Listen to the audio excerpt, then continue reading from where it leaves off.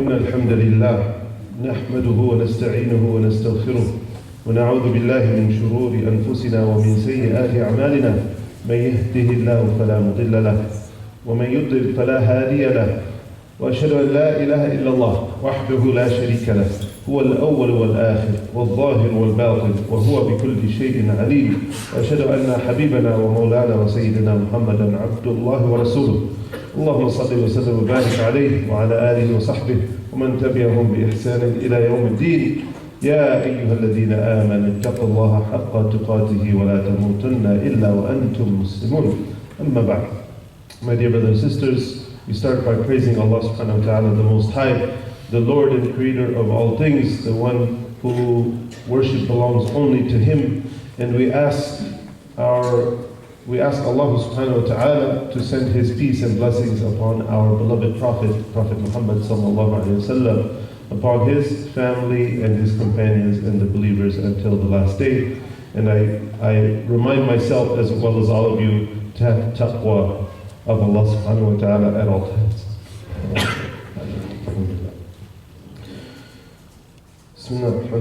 Dear brothers and sisters, this past week on Sunday, Los Angeles lost one of its beloved sons, somebody that was very loved in society and happened to be from this city, but somebody who was known nationally and also well liked and looked up to internationally as well. And I'm talking about Kobe Bryant, this basketball player who played for the Lakers and was very well known and one of the most popular players to have ever played the game.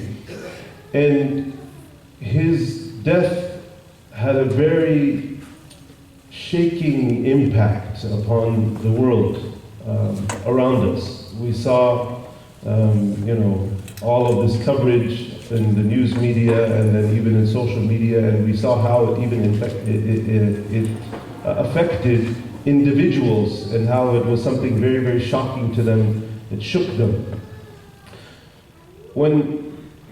As I was, reflecting this week, I was thinking about the life of our beloved Prophet sallallahu alaihi wasallam, and who, during his time that passed away, where there was also this tremendous impact in terms of the legacy that the person left and how it shook the world. And when I thought about that, one person came to mind. And this Sahabi, this great companion of our beloved Prophet sallallahu alaihi wasallam, not only when he died it shook the world, but it shook Arsh al-Rahman. It shook Allah subhanahu wa ta'ala's throne that he sits on. And these were the type of men that the Prophet sallallahu alaihi wasallam had as his companions. And these are the beloved people that we look up to today to see how they dealt with the Messenger of Allah and how they dealt with the message of Islam. And from them we have so much to learn. And I'm talking, of course, about the great Sahabi Sa'd ibn Mu'adh radiyallahu ta'ala anhu. Sa'd ibn Mu'adh, I want to talk about his story today. And so it's doing a bit of storytelling, just telling about his life. But when we look at his life and we inspect his life, there's so much for us to gain from it. There's so much for us to take away and inshallah hopefully be able to have a higher level of connection and a higher level of consciousness with Allah subhanahu wa ta'ala. Sa'd ibn Mu'adh, he was the leader of Al-Aws, the tribe of Al-Aws. As you know, in Medina, there were two main tribes, Al-Aws wal Khazraj.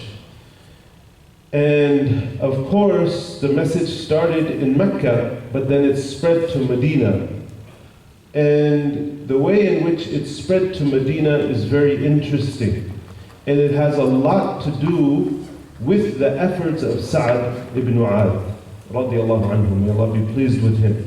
And by the way, Sa'd ibn Mu'adh, some people they called him posthumously after he died. You know, some of the scholars of today, when they look back and they see his life, they say he was the Siddiq of the Ansar.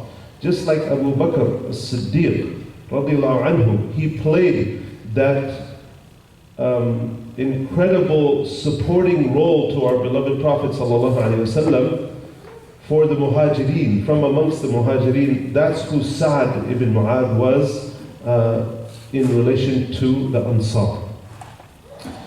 And so the way he became Muslim is very beautiful in and of itself. Mus'ab ibn Umayr was sent by our beloved Prophet sallallahu alaihi wasallam as the first ambassador of Islam, the first one to go and settle in what was then called Yathrib, what became Medina, to spread Islam, to teach the locals there about Islam based upon their request. And Mus'ab, he joined forces with a man from Medina who was the first man to become Muslim from Medina. When the tribes in Arabia, they used to go to make Hajj even before Islam. And when he went with some other people from Yathrib at that time, Medina, that's when he met the Prophet ﷺ and he became Muslim. He was the first one. And this man's name was As'ad ibn Zurara. And so As'ad and Mus'ab, they would preach Islam, they would teach Islam to the people of Medina. They would do this jointly.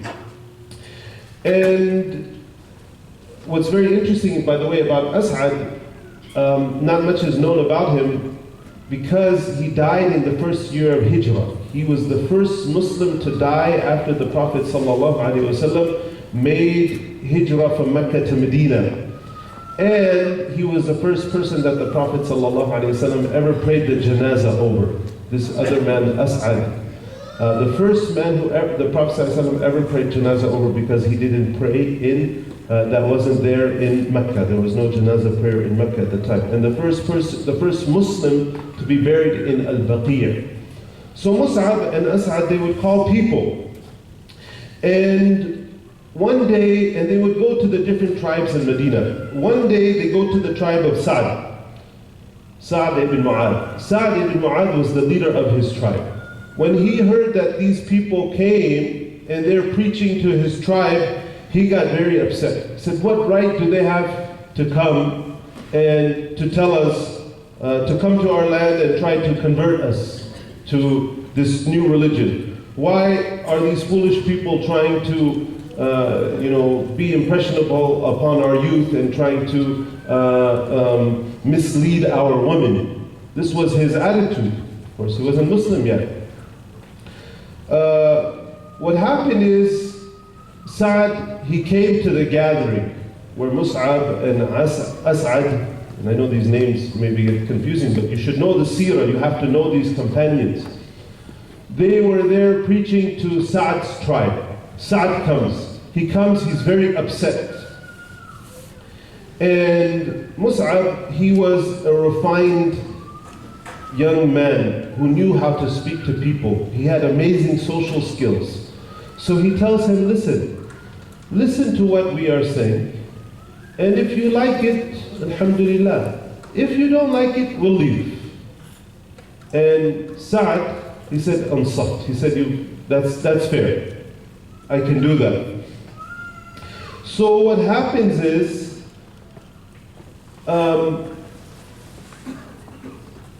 Mus'ab, he preaches to Sa'd what Islam is about. He reads from the Quran. Most likely it was from Surah Yusuf, because it's known that's what Mus'ab had memorized at that time. The message penetrates into the heart of Sa'd, and he becomes Muslim. He's the leader of his tribe.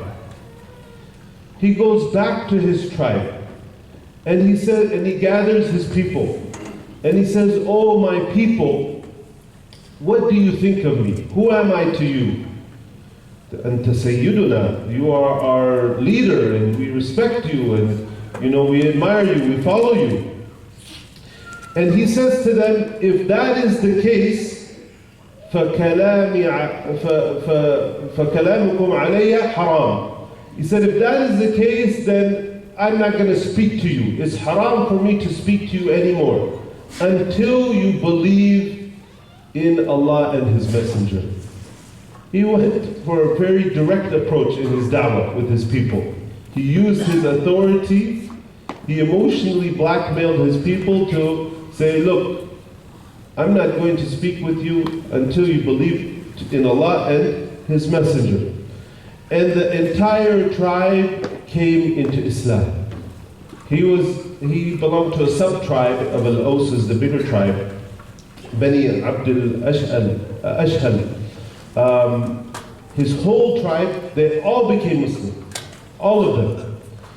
And after that, all of Medina, Islam entered into every single household. Meaning some people became Muslim, at least one person became Muslim in every single household of Medina, from amongst the Arabs. And of his tribe in particular, everybody became Muslim. And so it's said about Sa'd ibn Mu'adh that there was no one who brought more barakah to his people than Sa'd.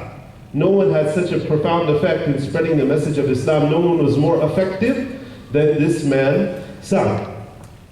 And when the Prophet ﷺ, he comes and he makes hijrah in the next year or two, because now what we related so far, this is before the Prophet ﷺ, he settles in Medina. When he comes to Medina, he acknowledges the leadership of Sa'd. And this was the way of the Prophet ﷺ. He never came and stripped people of their leadership and deposed them and tried to, as long as they came into Islam, they have all of their rights and then so much more. And this is how Islam is. This is how it is in our lives. Islam doesn't come to our lives and it's supposed to, overturn everything about ourselves or to change our personalities completely. It's supposed to change us, take what's good inside of us and make it better, to refine us as people. And this is how the Prophet ﷺ dealt with people. And one of the scholars, he made a nice comparison of what Islam has on the effect of lives of people. He says, and the effect it has on different ethnic groups and so forth. He said that Islam is like this beautiful, clear flowing stream. And the rocks that it passes over in that stream bed, what happens to them when the water passes over? They become bright and beautiful, clean, amazing to look at. Each one has its own particular color and qualities and characteristics. They were there already, but then Islam comes and it makes it beautiful, right? It makes it, and that was a beautiful analogy that's made. So the Prophet ﷺ comes, acknowledges Sa'd's leadership, and what happens? The Prophet ﷺ, shortly thereafter, they engage in the first battle in Islam, the Battle of Badr. And in the Battle of Badr, for those of you that are versed with the seerah, you know that the Muslims didn't go out to fight. They were going to intercept the caravan that was coming from Abu Sufyan, that was returning back to Mecca from Sham, to get what was rightfully theirs. And what happened is, the Prophet ﷺ, he needs, as he always did, he made shura with his people. فَأَمْرُهُ شُورَى بَيْنَهُمْ. The Prophet ﷺ, he always made shura. As the Quran says, فَأَمْرُهُمْ شُورَى بَيْنَهُمْ. This is the way of the believers. So, the Prophet ﷺ, he gathers the Sahaba, he says, what do we do? أَشِيرُ عَلَيَّ يَا أَيُّهَا النَّاسِ. He says, give me advice. What do we do? Because he knew they weren't ready to go fight, because that's not why they were there. But the people came from Mecca, they came with swords and weapons and horses and all of these things, ready, fully ready to engage. And first Abu Bakr, he stands up and he says, Ya Rasulullah, we are with you, we will support you. And he gives a small speech, and the Prophet ﷺ says, Ahsant, he says, very good, Abu Bakr, thank you. And then Umar, he stands up, and the Prophet ﷺ says again, Ashiru alayya ayyuhan nas, he says, give me advice. Umar, he stands up, and he gives a small speech, and he says, we are with you, Rasulullah ﷺ, and we will never hold back. And the Prophet ﷺ, he tells him, thank you. And then another man, Miqdad, he does the same, and he gives a longer speech. After the Prophet ﷺ, he says, give me your advice. Then the fourth time again, the Prophet ﷺ, he says, give me your advice, O people. And the Sahaba, they're wondering, why is the Prophet ﷺ, he keeps asking them. They're a little bit like, that's why each one of them got up and they said something different, trying to make. And then Sa'd ibn Mu'adh, he stands up and he says, perhaps you are speaking to us, Ya Rasulullah. Perhaps you are addressing us, the Ansar. Because you have to realize the agreement that was with the Prophet ﷺ with the Ansar from before. For those of you who know the Seerah, Bay'atul Aqaba, it was the people of Medina, they agreed to protect the Prophet ﷺ, to defend him. But they never agreed to go on the offensive. And this was an offensive. And Sa'd, he says, perhaps you mean us, Ya Rasulullah. And the Prophet ﷺ, he says, Ajal. He says, yes. And then Sa'd, he gives this beautiful, small, speech. He says, Ya Rasulullah, we have believed in you. We have followed you. We hear and we obey. فَمْضِي بِمَا حَيْثُ أَمْرَكَ اللَّهِ. He says, go wherever Allah orders you to go. And we are with you. And if you go into the ocean, we will follow you into the ocean. And he went on and on. And the Prophet ﷺ, when Sa'd said that, he was extremely happy. Because now he ensured the support of the Ansar. So that was Sa'd's crucial role in the Battle of Badr. He played that very central role. And then the Battle of Uhud came along some years later, a couple of years later, in Medina. And Sa'd, again, in the Battle of Uhud, he stood firmly with the Prophet ﷺ at one point when most people, they left the Prophet ﷺ's side, they retreated. Sa'd and a few others, they stayed around to protect the Prophet ﷺ. And then came the Battle of Al-Khandaq. And for those of you that came late, we're talking about how the world, how locally and nationally and even internationally people were shaken up by the death of one of basketball's greats just this past Sunday, Kobe Bryant. I decided to talk about someone that not only the world shook because of his death, but the Arsh al-Rahman, Allah subhanahu wa ta'ala's throne, is shook because of his death. And we're talking about the life of Sa'd ibn Mu'adh. And so in the Battle of Khandaq, what happened was that in one of the skirmishes, Sa'd, he got hit by a javelin that was thrown from the side of the unbelievers. And it hit him in the arm, and it hit him in his main artery, and the blood started flowing and without stop. And he was injured very badly as a result of that. And what happened is, after the battle ended, the Prophet ﷺ, he had so much love and concern and care and compassion for his companions, and specifically for Sa'd. In this instance, he ordered that they make a small mini clinic in the masjid to have a care station where he can be taken care of, attended to. There was a lady, her name was Rufayda. She's considered to be the first nurse in Islam. And she took care of the wounded in the battles and so forth. She took care of Sa'd in the masjid by the order of the Prophet ﷺ. And so Sa'd is being treated, and the Prophet ﷺ, he would visit him throughout the day. This is the love the Prophet ﷺ had for those that were close to him. And Sa'd, he makes this dua. He makes a very interesting dua. He says, Ya Allah, if there will be another war between us and Quraysh, then allow me to live. If there will be another battle between us and Quraysh, allow me to live. By then there's 3. And why does he say this? He says this because there is nothing more beloved to him than defending our beloved Prophet ﷺ when his life is going to be in danger. And there is nothing more beloved to him than to fighting those who oppose the Prophet ﷺ. And then his dua continues.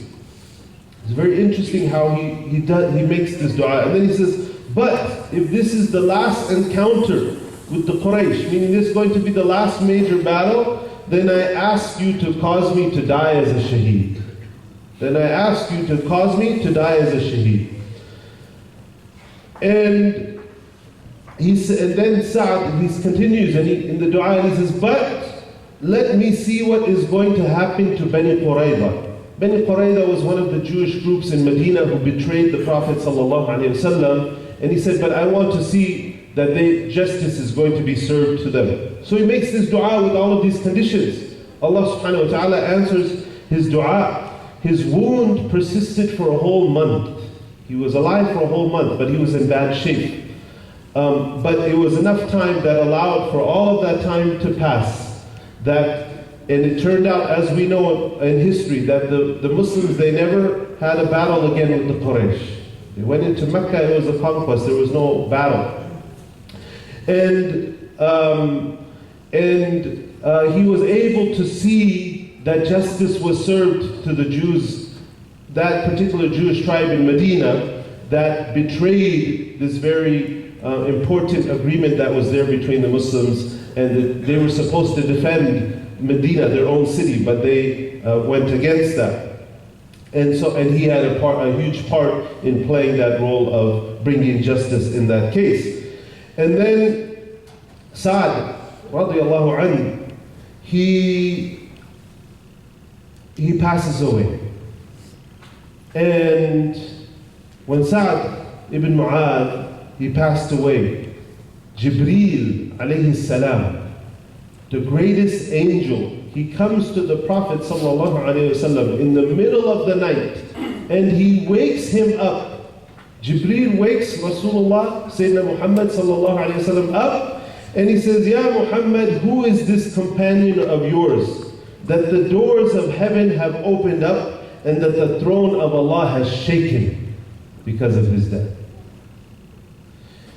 And in the hadith that's related in Bukhari and Muslim, the Prophet ﷺ, he says, اهتز عرش الرحمن بموت سعد ibn Mu'adh. That the throne of Allah subhanahu wa ta'ala shook at the death of Sa'd ibn Mu'adh. No other Sahabi, no other companion was given this virtue.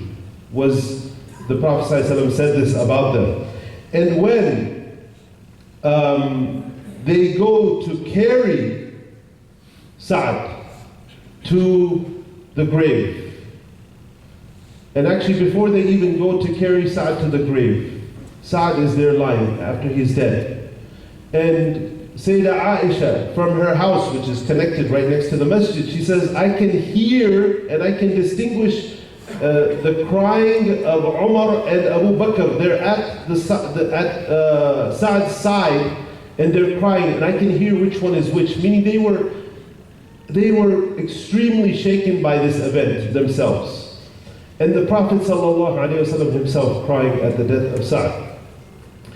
And they go to carry his body to take it to the grave. And one of the companions who's carrying the dead body of Sa'd, they said, and Sa'd was a big man, he was a tall man and he was well built. And so they were expecting him to be very heavy. They go to carry him, they say, it's so light. And the Prophet sallallahu alaihi wasallam, he says, شارككم في حمل سعد الملائكة, that the angels are helping you to carry the body of Sa'd to the grave. And the Prophet sallallahu alaihi wasallam, he says that 70,000 angels attended the funeral of Sa'd. And then they go to bury Sa'd. And when they go to bury him, the Prophet ﷺ, after the dirt is placed on his grave, he says that Sa'd has experienced dammatul qabr, when the constriction of the grave, the squeezing of the grave that it puts on its inhabitant. And and the Prophet ﷺ, he says that if anybody was to be saved from that constriction, it would have been Sa'd. But even Sa'd had to go through it. But the Prophet ﷺ showing his status and who he was. And then they leave the graveside of Sa'd. And there's much more to his story that's worth mentioning. The last thing I'll quickly mention, that the Prophet ﷺ, once he was given a very luxurious jubbah, a very luxurious, like robe to wear, and he wore it on the minbar, so much so that the Sahaba, they were amazed by it and they were touching it. And the Prophet ﷺ, he says, "Ata'jabuna min hada?" He says, "You're amazed by this?" He says, "Wallahi lamanadil Sa'd ألين من هذا." أو كما قال صلى الله عليه وسلم. He says that even just a handkerchief, the most peripheral piece of thing, paraphernalia that a person has in Jannah is more soft and luxurious than this. So he gave the glad tidings that Sa'd was in Jannah. أقول قولي هذا واستغفر الله لي ولكم ادعوا الله وأنتم مؤمنون بالجنة.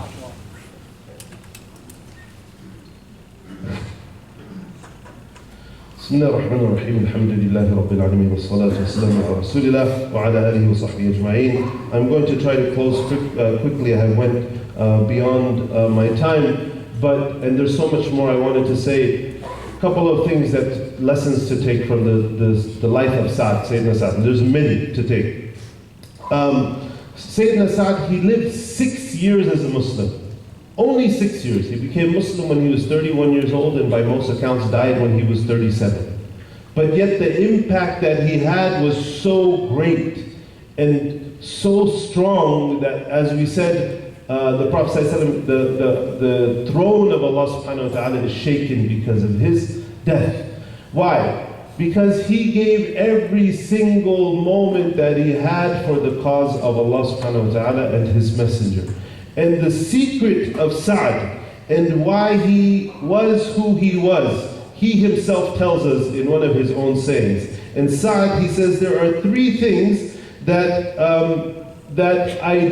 I do in my life.